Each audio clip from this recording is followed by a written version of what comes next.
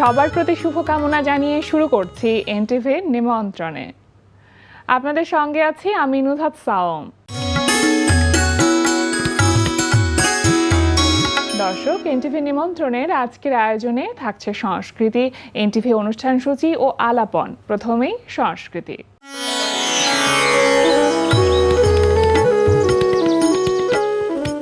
শিল্পাঙ্গন গ্যালারির আয়োজনে ধানমন্ডির দ্য ইলিউশনস গ্যালারিতে অনুষ্ঠিত হচ্ছে শিল্পী ইফফাত আরা দেওয়ানের একক চিত্রকলা প্রদর্শনী অপরাজিতা। প্রদর্শনী চলবে 16 মে পর্যন্ত। কলা কেন্দ্র ও কিবরিয়া প্রিন্ট স্টুডিওর আয়োজনে কলা কেন্দ্রে অনুষ্ঠিত হচ্ছে ছাপচিত্র উৎসব ও 14তম কিবরিয়া ছাপচিত্র মেলা। প্রতিদিন বিকেল 4টা থেকে রাত 8টা এই সময়ে প্রদর্শনী চলবে 9 মে পর্যন্ত। এবার এনটিভি অনুষ্ঠান সূচি।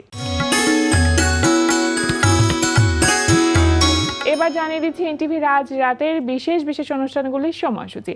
সন্ধ্যা 6টা 15 থাকছে সমসাময়িক বিষয় নিয়ে অনুষ্ঠান সংলাপ প্রতিদিন।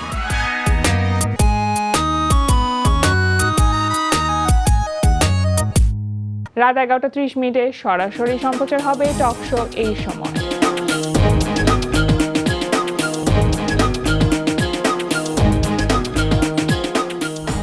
এই ছিল এনটিভির আজ রাতের বিশেষ বিশেষ অনুষ্ঠানগুলির সময়সূচি। এবার আলাপন। প্রিয় দর্শক, আমাদের আলাপনের আজকের অতিথি সঙ্গীত শিল্পী শাপলা পাল। শুভ সকাল। শুভ সকাল। কেমন আছেন? আমি ভালো আছি, আপনি কেমন আছেন? আমি তো খুব ভালো আছি। গানের মানুষ সাধারণত সকালবেলা গানটা দিয়ে শুরু করে বা রেওয়াজ দিয়ে শুরু করে। আপনার ক্ষেত্রে কি হয়? খুব তাড়াহুড়ো করে কি সকালটা শুরু হয়? না, আমি রেওয়াজ দিয়ে আমার সকালটা শুরু হয়। বেসিক্যালি আমি স্টার্ট করি যোগা দিয়ে, আফটার দ্যাট আমি রেওয়াজ করি। আমি মিউজিক নিয়ে মাস্টার্স কমপ্লিট করেছি, সো আমার চিন্তা আছে স্পেশাল চিলড্রেনদেরকে নিয়ে কাজ করা। সো আমি মিউজিক থেরাপি নিয়ে রিসার্চের কাজ করছি। এখন রিসার্চের কাজ করা হচ্ছে। মানে এই কনসেপ্টটা কেন আসলো? এইটা কিভাবে ডেভেলপ করলো? এটার পিছনে একটা গল্প আছে, তাহলে গল্পটা বলতে হবে। আমি অ্যাকচুয়ালি স্টেজ পারফরমেন্স করি একদম ছোটবেলা থেকেই। তো আমি সবসময় দেখেছি যে দর্শকদের একটা রিয়াকশন সরাসরি দেখা যায়। তো সামহাও একদিন আমি ইউটিউবে সার্চিং করতে করতে হঠাৎ করে দেখলাম যে অস্ট্রেলিয়ার একটা স্কুলে মিউজিক থেরাপি দিয়ে একটা বাচ্চাকে 64%-এর উপরে ডেভেলপ করেছে। আচ্ছা, অনলি থেরাপি, মানে শুধু যে থেরাপিস্ট যেতেন উনি গিটার বাজিয়ে গান করতেন, একটা সময় গিয়ে সে ছেলেটার হাতটাতেও গিটারের কর্ড ধরাটা শিখে গেছে। আমি ওটা নিয়ে দেখতে দেখতে। এটা কতদিন আগের কথা? এটা হচ্ছে 4 বছর আগে। আচ্ছা, 4 বছর আগে। তখন আমার বেবিরাও ছোট ছিল এবং আমি কিন্তু ইকোনমিক্স অনার্স মাস্টার্স করেছি। তো পরে আমি চিন্তা করলাম না, আমার এটা নিয়ে কিছু করতে হবে। মিউজিক দিয়ে মানুষকে সুস্থ করা যায় উইদাউট মেডিসিন, এটা এত হেল্পফুল, আমি কেন এটা জানলাম না। আচ্ছা, তো পরবর্তীতে ভেবেছিলাম যে সরাসরি আমি এটা নিয়ে রিসার্চে যেতে পারবো, যেহেতু মিউজিকে কাজ করি। পরে বিভিন্ন জায়গায় দেখলাম যে না, আগে আমি যেহেতু মিউজিকে পড়াশোনা করিনি, আমাকে আবার পড়াশোনা করতে হবে। মানে রিসার্চ করতে গেলে আগে মিউজিকের উপর লেখাপড়া করতে হবে। হ্যাঁ, তো আমি আবার চিন্তা করলাম তাহলে মাস্টার্স করি। প্রথমে চেয়েছিলাম যে ঢাকা ইউনিভার্সিটি, পড়ালাম না, আমি একদিন সময় নষ্ট করব না। তখন আমাদের একজন বললো যে তুমি ইয়োডাতে করতে পারো, খুব তাড়াতাড়ি করতে পারো। তো ওইখানে করার পরে আমার যিনি টিচার ছিলেন, তো উনি যখন বললো যে তুমি মিউজিকে যদি রিসার্চে টাইম আসে তুমি কি করবা, আমি স্যার অবশ্যই মিউজিক থেরাপি, কিন্তু আমার স্পেশালাইজেশন ছিল ক্লাসিক্যাল।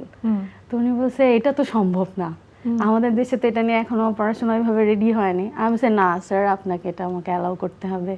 এবার আমি শুরু থেকে এটা নিয়ে মোটামুটি পড়াশোনা শুরু করে দিয়েছিলাম মাস্টার্সের আগে থেকেই। তো আমার কিছু ডকুমেন্টারি ছিল, বিভিন্ন জায়গায় রিসার্চের পেপার আমি কালেক্ট করি। তো আমার যিনি টিচার ছিলেন উনি বলছে বাহ, এটা তো দারুণ, ক্লাসিক্যাল নিয়ে এত কিছু করা যায়, জানতাম না। পরে স্যার বলে ঠিক আছে, আমি তোমার সাথে আছি। আমাদের ডক্টর শেখর মন্ডল স্যার, উনি বলে যে ঠিক আছে, ক্লাসিক্যাল দিয়েই তুমি তাহলে করো, ক্লাসিক্যালে মিউজিক থেরাপির কি ব্যাপার আসতে পারে তুমি এটা বার করো 2 বছরে।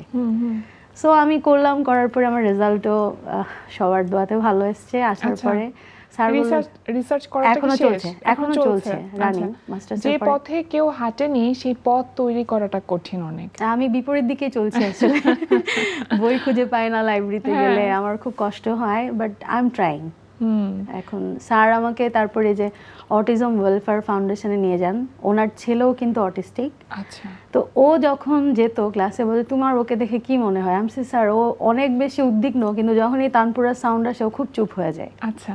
সো এই ওয়েলফেয়ার ফাউন্ডেশনের একটা সেমিনারে আমার একটা বিষয় আমি ওখানে উপস্থাপন করেছিলাম যে বাচ্চাদের, যেসব বাচ্চারা অটিস্টিক ওদেরকে শান্ত রাখার জন্য কি কি রাগ প্রয়োগ করা যায়, এটা নিয়ে আমি একটা রিসার্চ করেছিলাম। তো স্যার বললো যে এটা সুন্দর, তুমি বলবা, আমি গেয়ে শোনাবো ওদেরকে। তো আমরা প্রায় 1.5-2 ঘন্টার একটা প্রোগ্রাম সেমিনার করি। ওখানে দেখা গেছে একটা রাগ চলাকালীন কিছু ছেলে খুব কান্নাকাটি করছে, আর কিছু ছেলে একদম শান্ত হয়ে গেছে। আমি বলছি, আচ্ছা তার মানে এটা কাজ করবে, ইট উইল বি ওয়ার্ক, আমাকে আরো কাজ করতে মানে হবে। এক একজনের পর এক এক রকম ইফেক্ট ফেলছে। ডেফিনেটলি, মানে আপনি দেখছেন যে আপনার সামনে একজন কান্না করছে, আর একজন শান্তভাবে আপনার দিকে তাকিয়ে আছে। সো আমি বললাম যে না, এটা আমাদের অ্যাপ্লাই করা যায়। আর অটিস্টিক তো অ্যাকচুয়ালি কোনো রোগ নয়, যেটা আমাদের দেশে সমাজে ওদেরকে খুব আলাদা বাচ্চা বলে বা প্রতিবন্ধী বলে একঘরে করে রাখে, এটা কিন্তু আসলে উচিত না। আর আমার কাছে মনে হয় যে প্রত্যেকটা মানুষেরই কোথাও না কোথাও অসম্পূর্ণতা আছে আপু। আমরা কেউ কিন্তু পারফেক্ট না, কেউই পূর্ণতা কখনোই আমরা পাই না। হ্যাঁ, সেটা আমরা পেতে চেষ্টা করি, ওই রাস্তাটাই আসলে মূলত জীবন। আপনার এখন গানের সাথে ব্যস্ততা কেমন? মৌলিক গানের কাজ করা হচ্ছে? হ্যাঁ, মৌলিক গানের কাজ করেছি আমি। লাস্ট ঈদে আমার একটা মৌলিক গান আমি রিলিজ করেছি। গানটার কথা লিখেছিলেন আমাদের তারেক আনন্দ ভাই, আর সুর করেছেন আমাদের আরেকজন প্রিয় শিল্পী খায়রুল ওয়াসি ভাই। আচ্ছা, তো ওনাদের এই দারুণ কম্বিনেশন। এক্স্যাক্টলি, দুজনেই খুব ভালো মনের মানুষ। আমি চেষ্টা করেছি গাইবার, এটা আমার নিজের চ্যানেল থেকে আমি রিলিজ করেছি। এটা রিলিজ হচ্ছে কি খুব সম্প্রতি নাকি বেশ কিছুদিন আগে? লাস্ট ঈদে, গেল ঈদে। লাস্ট ঈদে? হ্যাঁ। কেমন রেসপন্স পেলেন? ভালো। গানের কথাটা কি রকম? আমি একটু গানে গানে শুনবো নাকি? আচ্ছা, একটুখানি গাওয়া যায়? হ্যাঁ, শুনি।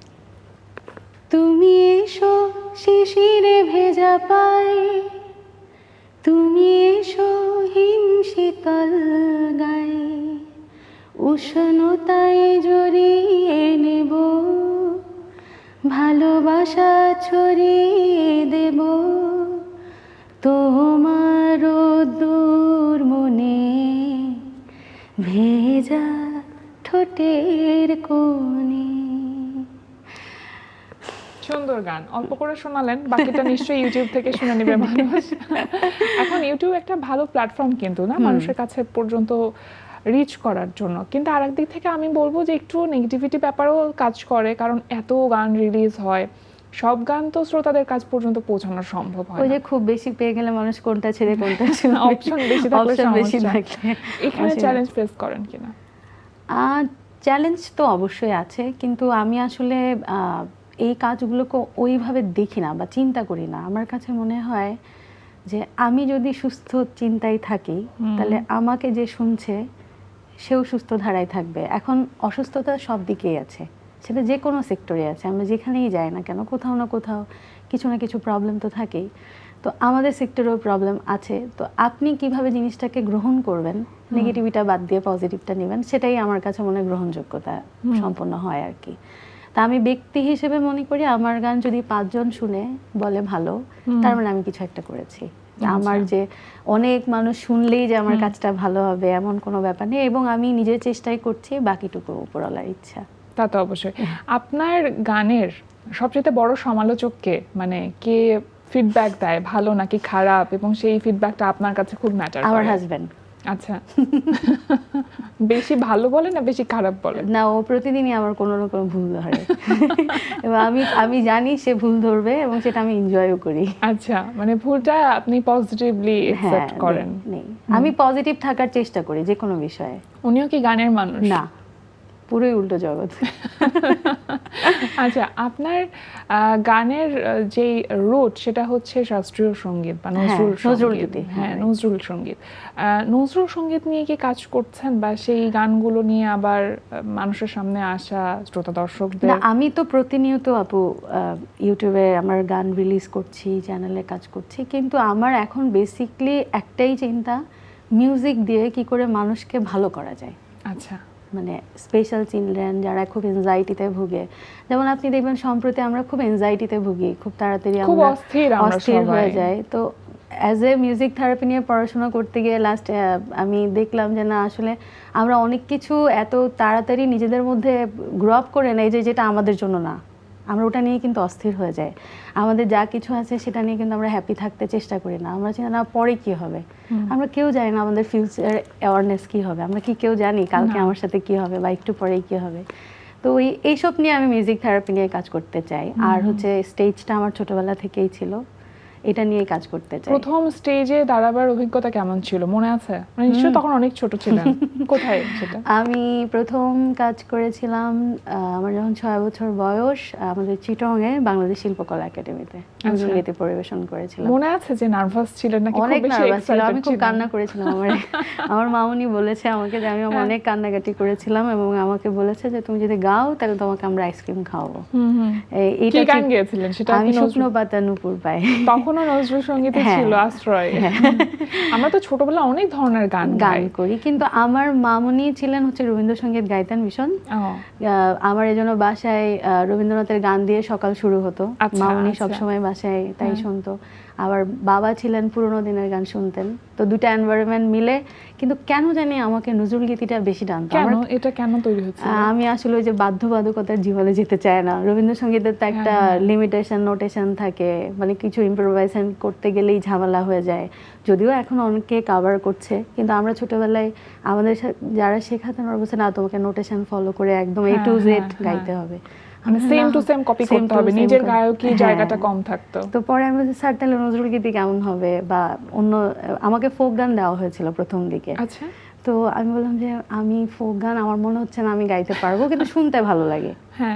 তো স্যার বলছে তাহলে তোমাকে আমি কি দিব, আমি তো রবীন্দ্রনাথের গানই শিখি। আমি তো নজরুল গীতি শিখি, আমি স্কুলে শুনেছি ওই যে একটা গান ছিল না আমাদের, চল চল চল ঊর্ধ্ব গগনে, এটা স্কুলে শুনে আমি এটা তো কাজী নজরুল ইসলামের গান, আমি তো শুনবো। তখন কিন্তু এত কিছু বোঝার মতো বয়সও ছিল না।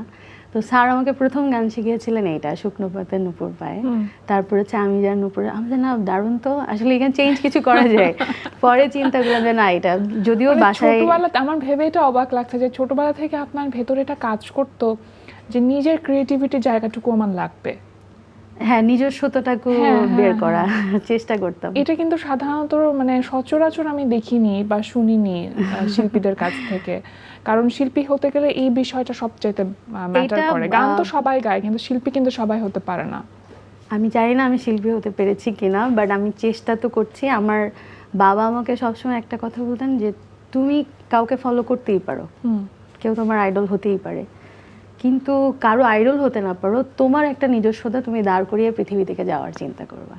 এটা বাবা সবসময় বলতেন। তো বাবার কথাটা যত বড় হয়েছি, যখন একটু বড় হই তখন তো আসলে বাবা বেঁচে ছিলেন না, মানে আমার এই অবস্থান বা এত কিছু উনি তো দেখতে পাচ্ছেন না। আমি সবসময় বাবার কথা চিন্তা করেই মনে আসলে কি কিছু করতে পেরেছি, কারো জন্য কি কিছু ভালো কিছু হয়েছে, সমাজের জন্য কিছু করতে পেরেছি কিনা, এই চিন্তাই থাকি আসলে। বিটিভি বা বেতারে এনলিস্টেড কবে হলেন বা সেটা কিভাবে হলো? রেডিওতে এনলিস্টেড যখন 6-7 বছর বয়স, তখন চিটং রেডিওতে আমাদের ওখানকার। আমি এখনো মনে আছে আমাকে একটা ছোট ব্যাচ দেওয়া হতো, কারণ মাইক্রোফোন আমার থেকে অনেক উপরে ছিল। মাউনি নিয়ে যেত। আর টিভিতে মোস্ট প্রবাবলি হচ্ছে 2013-14-এ। আর প্রথম মৌলিক গানের কাজটা কিভাবে করা হয়েছিল? প্রথম মৌলিক গান আমি রিলিজ করেছি 2015-এ। প্রথম কাজ করেছি। সেটা কি নিজের উদ্যোগেই আপনার কাজটা করা হয়েছিল? না, অ্যাকচুয়ালি আমি তো সেরা কণ্ঠে ছিলাম 2014 সালে। আমার 14 সালে যখন আমি বের হই, তখন আমার সাথে একজনের কথা হচ্ছিল, আমি একটু মন খারাপ করেছিলাম যে এত তাড়াতাড়ি আমি বের হয়ে গেলাম, তার মানে আমার কোথাও একটা অপূর্ণতা আছে যেটা আমি পারিনি বা এরকম কিছু।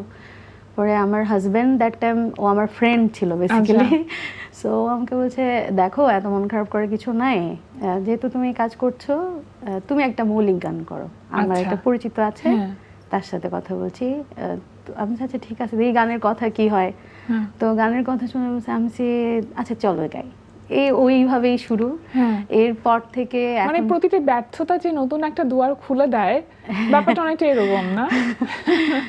এরপরে দিয়ে আমার প্রথম কাজ শুরু। আবার 2016-এ আমি প্রথম আমার মৌলিক গানের অ্যালবাম এর কাজ শেষ করেছি। অ্যালবাম করা হচ্ছে হ্যাঁ, সে সময়টাতে? 2016 হ্যাঁ।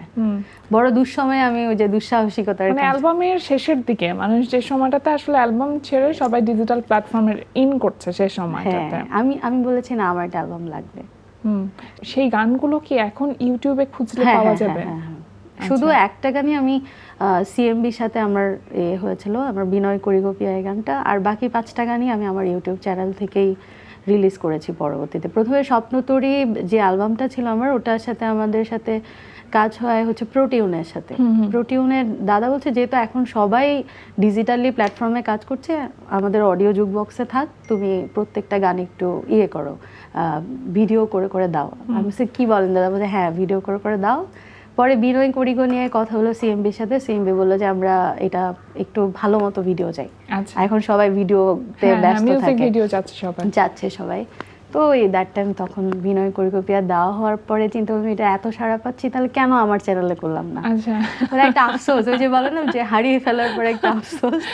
আবার একটা লার্নিংও থাকে, তাই না? হ্যাঁ, তো এরপর থেকে আমি চেষ্টা করেছি একটার পর একটা গান করতে, এবং কেমনে কেমনে আমার ইউটিউব মনিটাইজেশন চলে আসছে, পেজে ভালো সাড়া পাচ্ছি। যখন দেখলাম যে হুট করে মিলিয়ন ভিউয়ার্স শুরু হয়ে গেল পেজে, আচ্ছা আরে তাহলে তো আমি মানে একটা একটা করে সিঁড়ি বেয়ে উঠলে পড়ে যাবার সম্ভাবনাটা অনেক না কমে যায়।